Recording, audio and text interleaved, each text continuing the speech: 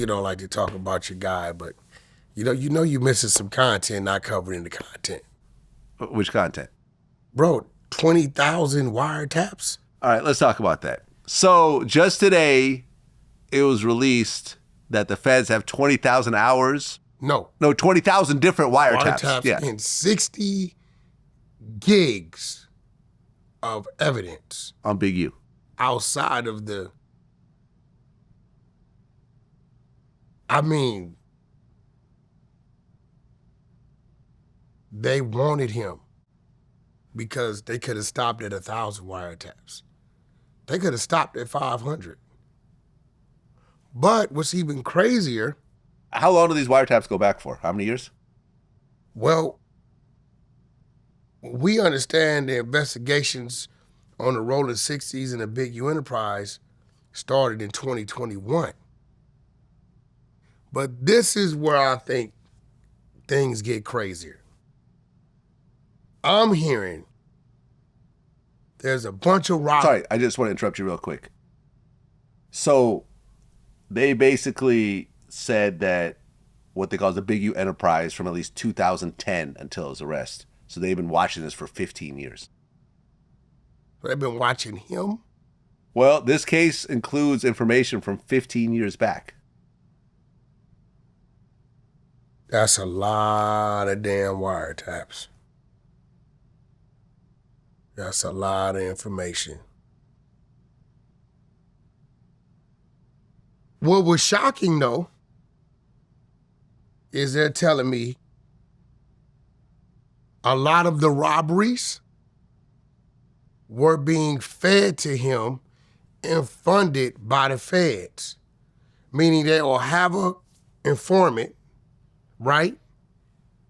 Call somebody, if not him directly, and say, hey, this dude over here got this, got this, got that, right?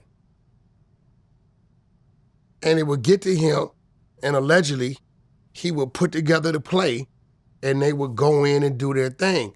But what they were going to do their thing on, he was working for the feds and robbing the feds at the same time.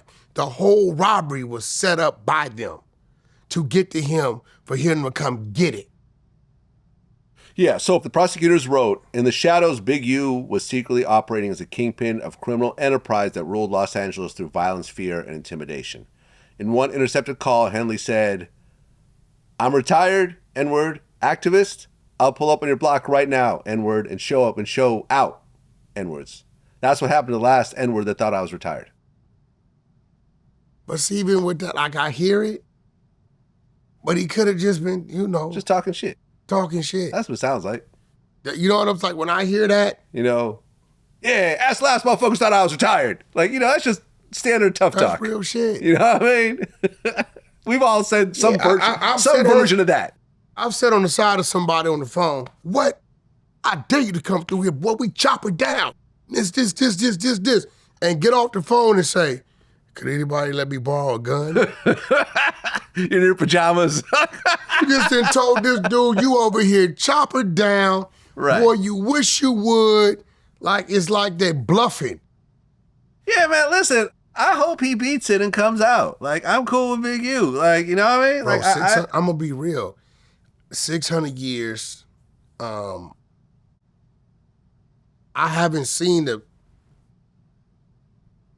list of witnesses against him. Oh, that's not out yet? We haven't seen that, brother. And I know it's going to be a whole lot. It's going to be a lot of people that got caught up. See, it's one thing to be respected. It's another thing to be feared. When you got a lot of people that fear you, they don't mind seeing you gone. Yeah, I've always not tried for the fear part of it, ever. Yeah. I always felt that was a losing strategy on every level.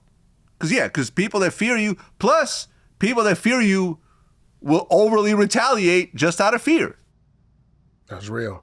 You know, that one guy who you think is a punk, you put him in a corner, yeah. Deadliest person you'll ever deal with.